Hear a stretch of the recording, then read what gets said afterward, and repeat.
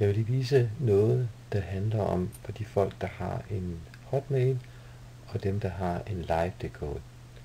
Det er fordi, det gælder kun for de to. Jeg højreklikker igen på min mus, højreklikker, og så fremkommer der her midt i nærmest en e-mail med Windows Live. Og den, hvis man trykker på den, så ser man, så ryger man direkte ind i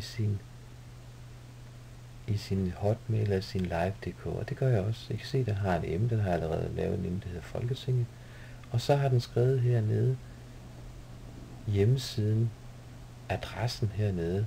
Så hvis jeg nu ønsker at sende den til en eller anden person her, det kunne være mig selv,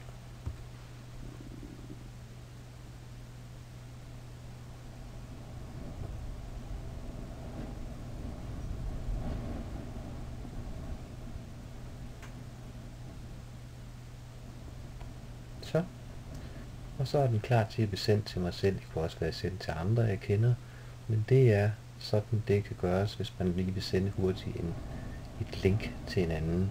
Det kan man altså gøre på den her måde, ved at bruge højre musetasten. Det var det.